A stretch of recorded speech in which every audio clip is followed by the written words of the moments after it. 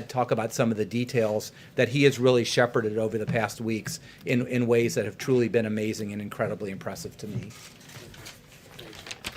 Well, thank you, Mr. President. It's an honor of a lifetime to be here and serving in this way.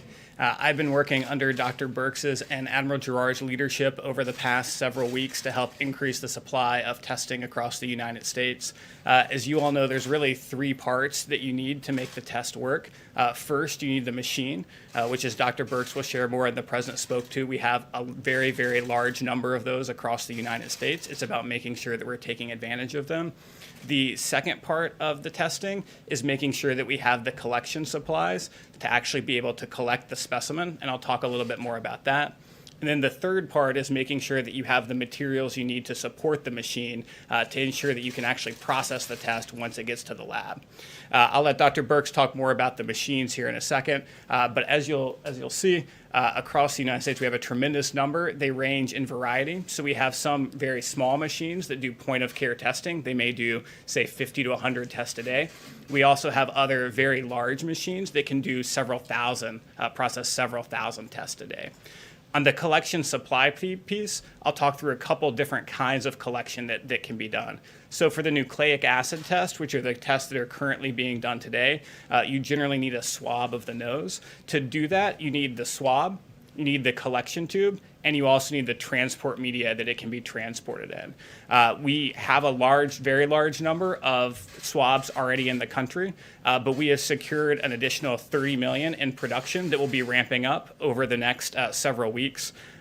One company located in the Northeast, we're going to be using Title III of the DPA to help them build 4 new production lines.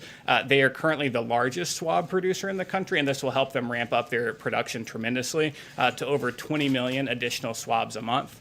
A second company located in Ohio is currently the largest Q-tip maker in the country. We're helping them convert their line from making Q-tips into making swabs.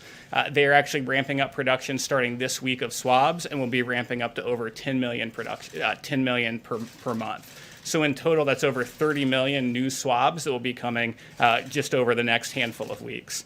The second piece is on the collection tubes. The collection tubes, we've been partnering with Oak Ridge National Lab, a Department of Energy lab based in Tennessee.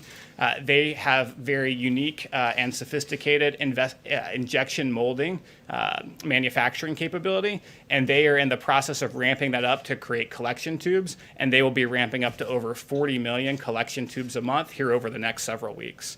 In addition to the swabs, we believe that as testing progresses, there'll be other types of testing like serological testing that will occur.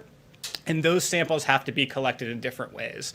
So many times, some of those tests will require a finger prick. So in addition, we've secured over 17 million lancets, which is what you use for the finger prick, so that we have those available, as well as 17 million alcohol swabs, which is what you need to clean the finger before you do the finger prick. In addition, although folks are not talking about this much yet, we also believe that businesses across the country may want thermometers to test folks as they come into the office. And so we've secured over 650,000 infrared thermometers that states and businesses will be able to access to be able to test folks as they come into work. So I think we've made tremendous progress on the collection side. In addition to the collection side, we've been very focused on ensuring that the labs have what they need. To process a specimen in a lab, you really need two things. You need something called an extraction kit, and you need something called a PCR test. In order to be able to fully process a test, you need both of these things. Sometimes these things come together, and sometimes they come separate. For some of our point-of-care tests, including the Abbott and Cepheid tests, they come together.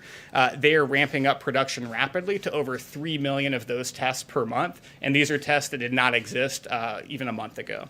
The second piece is on some of these large machines. They also sell complex cartridges that come together. One of the big manufacturers is that has already ramped up production from about 1.6 million a month to more than twice that already, and that's already occurred. In addition to when they come together, they also sometimes come separate, and we see significant ramping up of production there from our manufacturers through our public-private partnerships. And we're seeing both several million more over the next few weeks of both the RNA extraction kit as well as the PCR test kit. So with that, thank you. Mike, please.